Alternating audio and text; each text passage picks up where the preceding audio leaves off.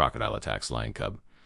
Man tries to help, and the lion's reaction surprises everyone by the time the sun lifted itself over the brown shoulders of the escarpment. The river already smelled of old mud and breath. It was the season when every living thing negotiated with heat. Elephants dabbed dust on their backs. Antelope lingered in the thin parentheses of shade. And even crocodiles held still under the skin of water, as if conserving the idea of motion for later. Adam Cole stood in the back of the Land Cruiser and looked through the wavering air at the slow ribbon of the Timber River. He had come to the reserve to teach field medics how to stabilize animals caught in human snares. But what kept him there, what had always kept him in Africa, was the way the bush set its own clock. Life didn't happen here. It kept happening like a drum that no one could silence. He had woken in the research compound to the sound of lions, not roaring but talking.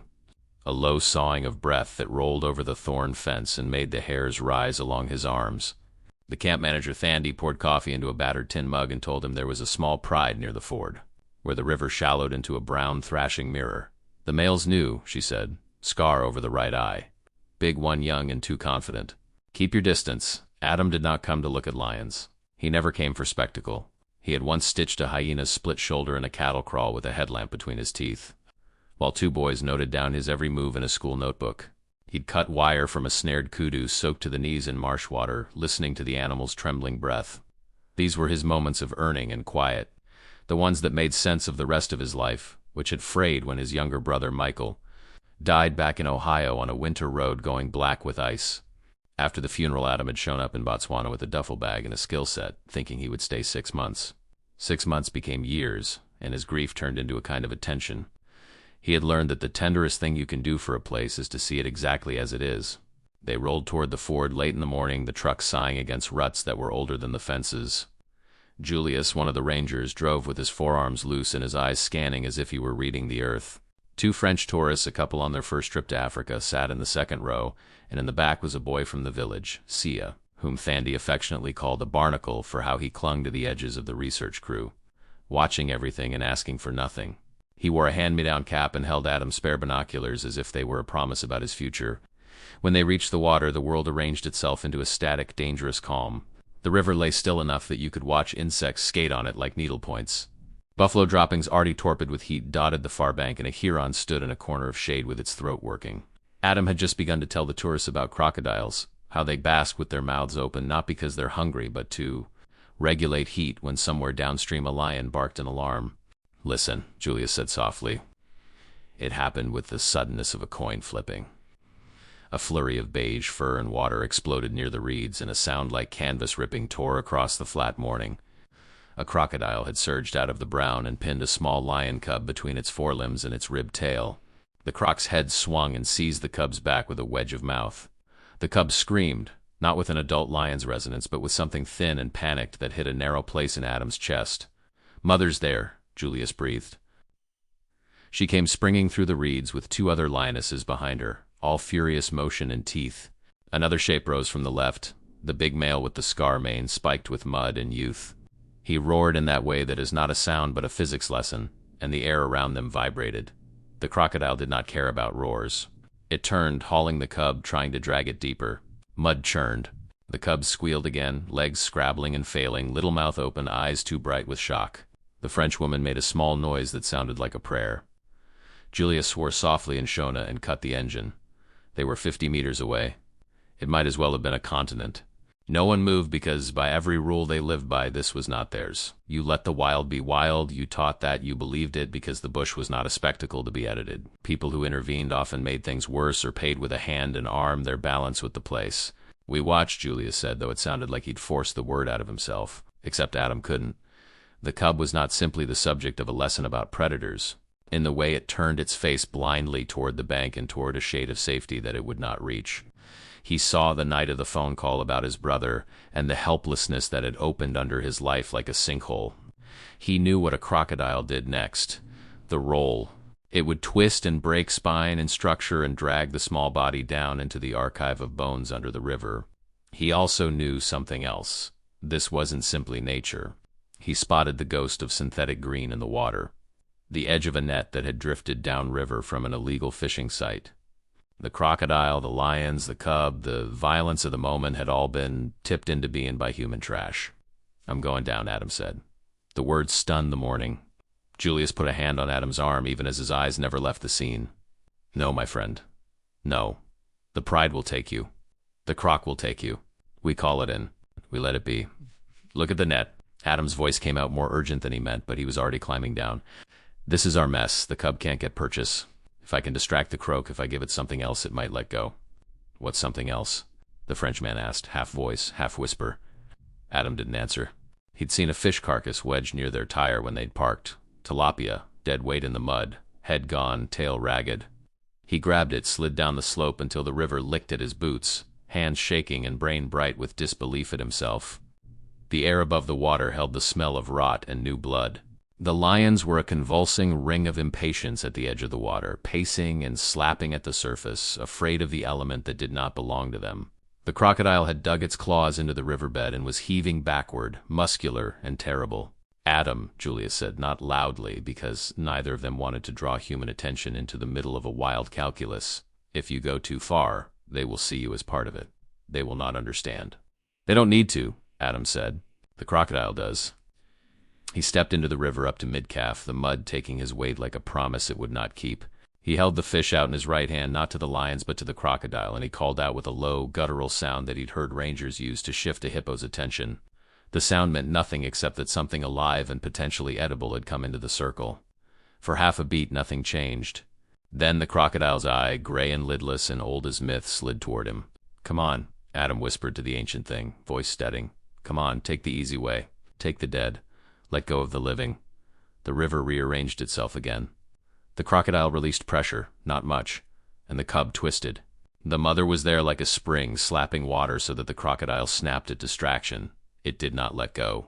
The cub screamed again, bubbles spitting from its mouth as the croc wrenched. The mother bit for the snout and missed. Mud flew. The male roared from too far away to be a physics problem anymore. It was a wish. Adam took a step closer, his body now a silhouette at the edge of the animal's mouth, and he slung the fish hard toward the crocodile's eye. It hit with a wet slap, and the croc flinched. In the fraction of that flinch, the cub slid.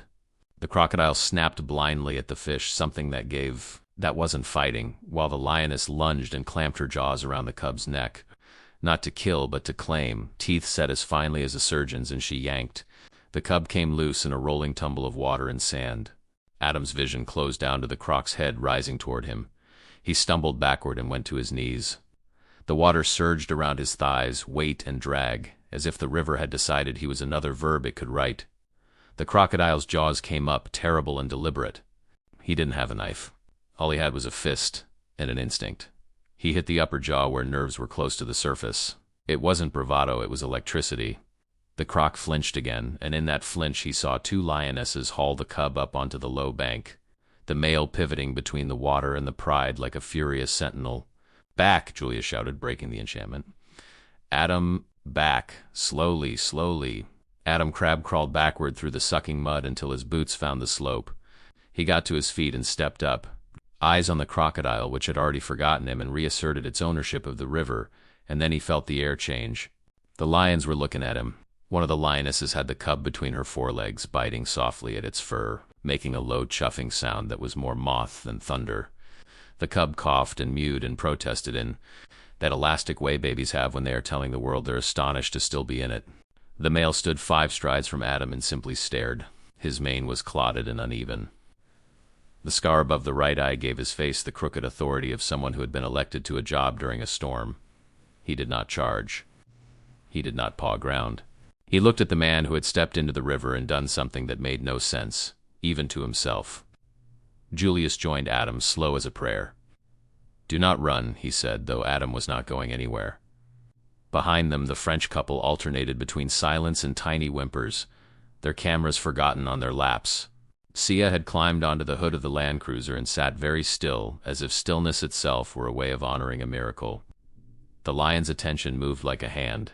It passed over Adam and kept going to the crocodile, to the cub, back to Adam, and then to something else, the ghost screen net in the water. Rolling and rolling, its edges catching on reeds. The male's ears flicked.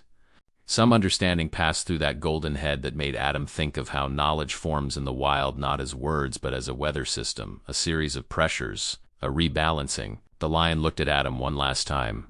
Then he chuffed, a breathy, almost conversational sound, and turned away to patrol the river's edge. An enormous bouncer making sure that the door was still the door and the night hadn't gotten clever. "That's enough," Julius said hoarsely. We go now." He went backing up the slope and climbing into the truck in a shuffling exodus of relief. Before the engine turned over, Adam saw the cub stand up on shaking legs and bite at its mother's ear, irritated at the universe. He laughed, a short, incredulous bark, and only realized after the laugh that he was crying. The compound breathed that afternoon with the scrapes and small talk of people holding themselves after a scare. Thandi asked whether Adam had lost his mind, but her voice carried a sheen of wonder over the anger. The way people sound when they've watched someone do something they know they themselves would not have done and are not entirely sure whether to condemn or bless. Julius said nothing for a long time. He took off his hat and put it back on, and then, without looking at Adam, clapped him on the shoulder once, hard. "You will explain to the board," he said finally, a wryness in the corners of his mouth. "Every rule broken." But also, he lifted a hand helplessly. "Yeah? There were rules for intervention. You helped when the harm came from people snares, bullets, wire, and you observed when the harm came from the old law of tooth and hunger. What they had witnessed was both. Illegal fishermen had set the net upstream. It had drifted, ghost-like and unclaimed, into a nursery event. There was no memo for that, no neat column and a policy table. There was only the terrible clarity of a cub's scream and the mathematics Adam had done on his feet. By mid-afternoon, the air collapsed into heat that felt hammered into place. The team sat in the shade under a thorn acacia with their notebooks and the French couple's camera footage, queued up on a laptop that glowed like a square of false moonlight. The video was not cinematic. It wobbled and lurched and lost focus at the exact second the fish smacked the crocodile, but it was enough. It was proof of a thing that, if only told, would sound like the bravado of someone who wants to be seen. No one watching tried to make it prettier than it had been. The mud and the smell and the slow, deliberate intelligence of the crocodile were all there. Ass was the lion's panic, which dignity cannot erase. They watched until the brief, silent moment when the male looked at Adam and Adam looked back, and the old world and the new had a meeting that neither had asked for. "What do you think they saw?" the Frenchwoman asked, mysterious tears standing in her eyes as they sometimes do after fear is gone. "Leaving the body is a house with the windows open. They saw a primate in the water," Thandi said dryly. "Not very sensible. And the crocodile saw a free meal and then a rude surprise. But the lion," the woman insisted, leaning forward. "How he looked." She shook her head, a little embarrassed by her own feeling. How he looked. It was a warning, Julius said, accounting of all the pieces. He was deciding whether the man was an enemy. He decided not today. He cut a glance at Adam, half stern and half affectionate. "Do not think it is friendship. Do not make poetry where there is only a calculation." Adam listened gratefully because he had no interest in becoming a myth. He was a wide-shouldered man beginning to gray at the edges, who had tripped into a moment and used up everything he had to pay for it. When the meeting ended, there would be a report, there would be signatures, there would be a quiet plea to the park authority for a proper patrol boat to remove ghost nets. He went to the workshop where the smell of oil and canvas gave his hands something dumb to do. Sia followed him and stood just inside the doorway like a thought the room hadn't decided to have. "You okay?" Adam asked. "You hit a crocodile," the boy said, settling his cap on his head, shading a grin. "That's one way to make your ancestors argue." "I don't recommend it," Adam said, smiling. He handed Sia a wrench and pointed at a small pump. "Give me a hand? We're fixing this, then we're taking the little skiff. If we see any more netting, we pull it." They pushed off near the research jetty when the lights softened enough to be delicate. The river, resuming its ancient indifference, flowed as if the day's events had been a rumor. Dragonflies rode cursive across the surface. Somewhere upriver, a kudu coughed. They worked in companionable silence, quoting a length of plastic mesh from the reeds, and easing a catfish back into the water when it thrashed free of a loop.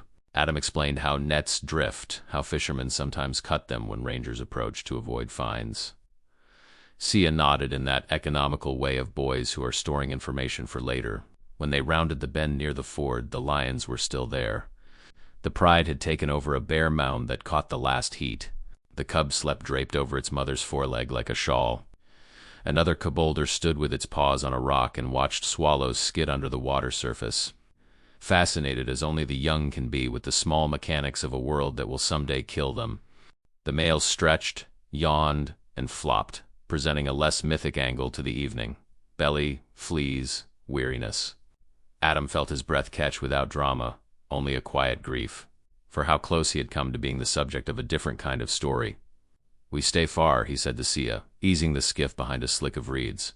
He did not want to be a punctuation mark in the Pride's Day, not after all that had happened. But staying far wasn't entirely up to him. The river narrowed, and a sandbar forced them into a channel that edged the mound. The male lifted his head again. He looked in recognition, or the animal's version of it passed over his face like a cloud. He chuffed once. Sia stiffened. "He is talking." "Maybe," Adam said. He kept the oar slow. He had learned to keep his body honest in such moments.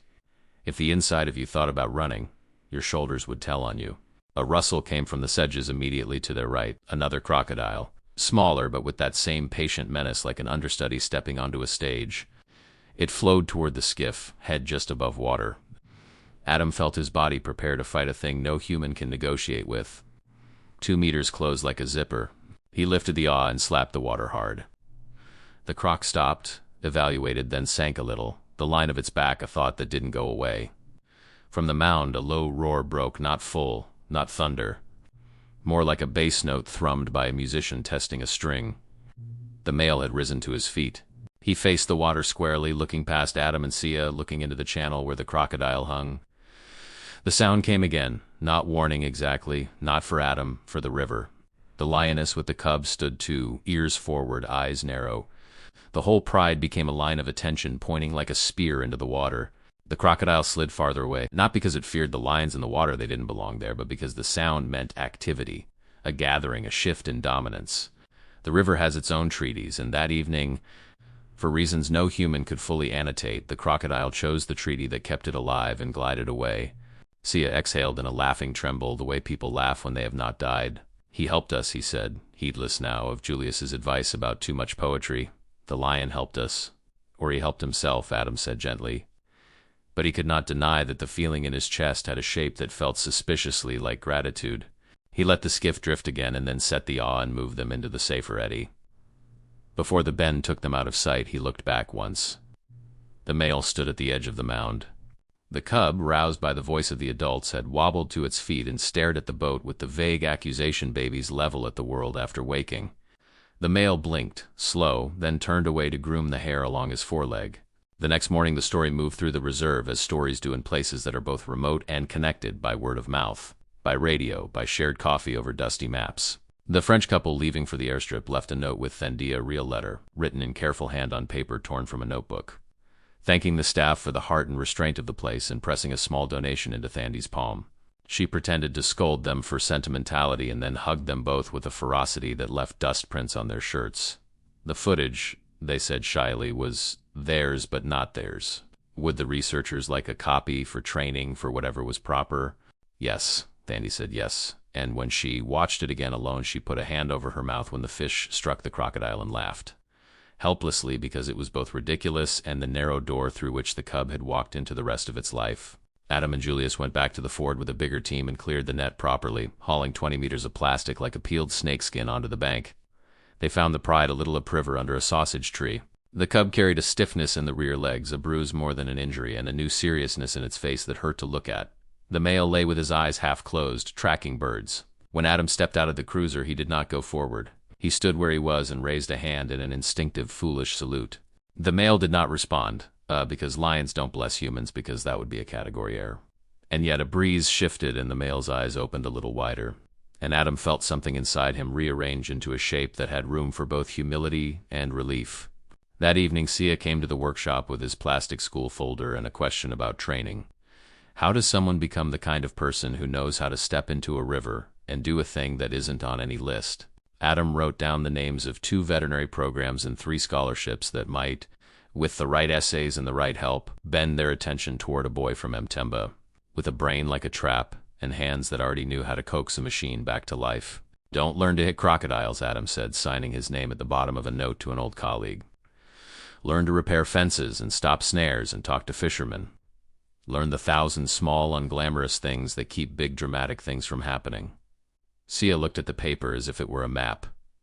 "And if a big, dramatic thing happens anyway, then you do the next right ordinary thing inside it," Adam said, and realized as he said it that he was describing something he had learned, the hard way since his brother died, that you can't fix the universe, but you can reach into it and hold one point steady long enough to matter.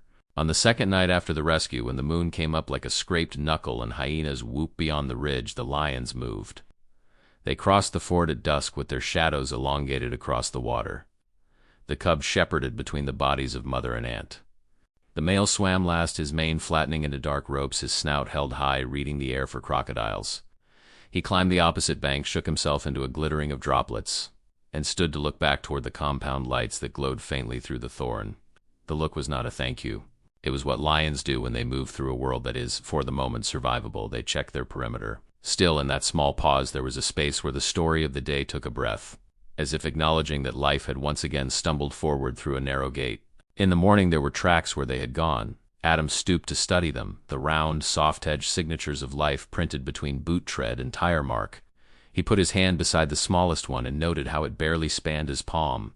He wasn't religious, not in the formal sense, but he found himself saying a thanks to the river for not taking him, to the lions for not rebalancing the equation of his arrogance, to the crocodile for being exactly what it was and not worse. Then he stood and went back to the workshop because the pump needed priming again and there was a training to run. And as he had told Sia, the ordinary work was how the extraordinary days were paid for. News has a way of expanding a story until it threatens to explode, and then, if the humans are lucky, it deflates again into something that can be carried in a single hand. 2 weeks later, someone from the park's outreach office posted a short clip from the French couple's footage, tightly edited. Faces blurred. Location not disclosed. Under the headline that the world would recognize: Crocodile attacks lion cub. Man tries to help, and the lion's reaction surprises everyone. It spread not because it was violent, but because it was complicated. The comments broke along familiar seams. Those who scolded the interference, those who demanded more of it in every situation, those who saw angels, those who saw fools. A conservation biologist in Nairobi wrote a thread that explained the ethics of intervention, and a teacher in Kansas read it to her class and asked them to find the verbs in the story that were human and the ones that were not. Somewhere in Paris, a woman who had knelt in the back of a Land Cruiser watched it with headphones and cried again, this time in her kitchen over a bowl of cherries. For Adam, the story shrank back into its proper size, the daily work of the reserve in hot season, the particularities of animals he would never touch but would learn to read the way city people learn to read buses. The male lion kept his territory. The lionesses hunted reedbuck and failed at warthog. The cub, carrying its new seriousness, returned to play and chased butterflies with the focus of a child solving a problem. The river rose a finger's width after a storm. Tourists came and went, bringing their own gravity. Julius taught a group of trainees to read tracks without touching their phones. Thandi fixed the temperamental generator by swearing at it in 3 languages and then proudly didn't tell anyone how she had accomplished the miracle. One morning the radio crackled with a report from an anti-poaching patrol, fresh net stakes upstream in a small camp, abandoned in a hurry at the first sound of an approaching boat. Adam and Julius went out with 2 rangers and Sia, who wore a proud new cap emblazoned with the reserve's crest. They found the camp as described: ashes still warm, a pot of sad fish stew souring in the sun, footprints running into bush. The stakes at the waterline were half sunk, but the line spooled across to a submerged log and would have been unspooled that evening. This, too, was part of the story. The river is generous, and where there's generosity, there are always people who will try to turn it into currency. Julius squatted and touched a flattened patch of grass. Young, he said, 2 men, no guns. They run because they fear fines more than they fear us. He glanced at Adam. We bring the chief, we bring the council, we bring the women who will tell these boys that their children will get the same if they poison the well they drink from. They brought the chief, they brought the council. They held a meeting under a fig tree whose crown held 18 kinds of bird and at least 1 bored monkey. The room was the bride outside. The walls were children who alternated between fascination and disdain. The minutes were stored in the heads of elders and in Sia's new notebook with its crisp, ruled lines. Adam did not speak much because he had learned it wasn't his voice the community needed. He said only this, that the reserve would pay a fair wage for labor on fence repairs, that there would be a workshop the following week on fish traps that did not drift and drown what you did not intend to catch, that the reserve would subsidize the first batch of traps for anyone who attended and signed the paper and promised. He did not say if you had not left a net we would not have stepped into a river, because there's only so much geometry a meeting can hold. The men who had run returned not long after, wearing the particular defiance of pennilessness. They were, as Julius had said, young. Their English came out in deflective jokes. Their Shona carried a rueful music that made Thandi smile despite herself. They sat and listened as the chief spoke, as the women of the council spoke. as Julius pulled the plastic net across the ground in front of them and set a small fish called a squeaker in a shallow pot and said, simply, this one deserves to be what it is too. In the end they nodded, not because they were converted to a cause, but because the shape of their choices bent toward the nearest light. They signed the paper. Adam shook their hands and thought about how the world changes by increments, by the soft pressure of habit, by the promise of new equipment and the stern love of aunties, by embarrassment, by hope. That evening on their way back to camp, they stopped at the Ford for what everyone pretended was a routine check and what was, in the honest room of the heart, a pilgrimage. The lions were there again. The way you return to a particular cafe in a city not because it's the best, but because it has come to hold your hours. The male lay with his forelegs crossed, head up, eyes conducting inventory. The wounded cub, no longer limping, wrestled with its littermate in the shallows in an irresponsible bliss that made Julius shake his head. You see, he said, they learn and then they immediately forget. That's the definition of being young, Adam said. They stood in the muffled end-of-day hush, the kind where you can hear far-off traffic of a distant highway of ants, and they let the moment fill. The male looked over, and here came the surprise, the one promised by the headline and delivered. Not in a single thunderclap, but in a series of small permissions. The lion rose and crossed to the place where the river narrowed. He stood square to them, 5 long strides away, not threatening, not friendly. He lowered his head and drank, his mane touching the reflection of sky. Then he lifted his head again and looked for a measured beat straight at Adam. Not a warning, not a welcome. A recognition in the formal sense. This shape, this scent, this movement belongs to a category one of cataloged. He blinked once, a slow, unstartled gesture, and then turned away to herd the cub, who had decided to try to tackle a water monitor twice its size. Julius said under his breath, his pragmatism losing a button. He greets you. It is what it is. It was what it was. Adam did not step forward or speak, because there are few faster routes to sorrow than trying to collect reciprocity from the wild. So he only let his breath out and felt gently, without drama, the edge of his grief release another tooth from his life. The months after his brother's death had taught him that pain does not fall away like a skin. It loosens like an old fence, rail by rail. You wake one day and realize you no longer check the time in Ohio before you send a message you know will never find a phone. You realize that you can stand by a river and watch a lion drink and not think about the other river, the one under the ice. In the following days, the pride moved toward the higher country. The cubs grew into their legs and into their arrogance.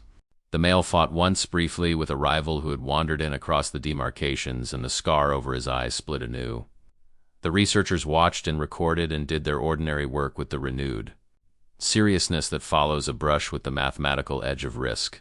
Adam sent letters for Sia and made sure the boys' essays reached the right inboxes.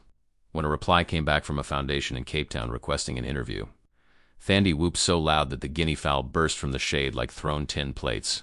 On Sia's interview day, the lions were somewhere beyond the hills, and the river still bore the bruises of tires from the cleanup crew. The boy dressed in a too big button-down shirt and borrowed shoes, and Adam taught him how to tie a tie in front of a scratched window that threw their reflections at them like a painting in a fancy house.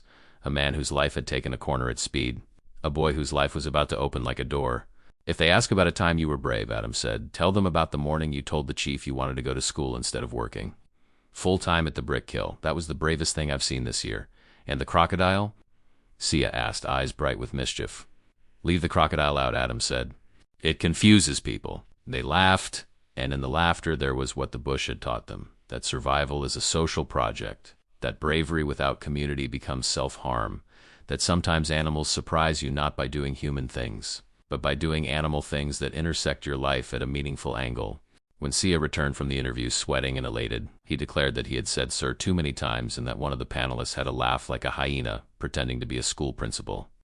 2 weeks later, a letter arrived confirming a partial scholarship contingent upon grades and continued work at the reserve. Adam read it aloud in the courtyard and then had to fend off Fandy, who wanted to adopt Sia on the spot. On the day the rains finally broke, the river pulled itself wide and brown, and the crocodiles moved with a sleek joy that made them look almost innocent. Adam stood under the awning and watched fat drops dimple the dust into 100 small crucibles. He thought about how stories like his were used by people far away to prove points on either side of an argument, and he refused both.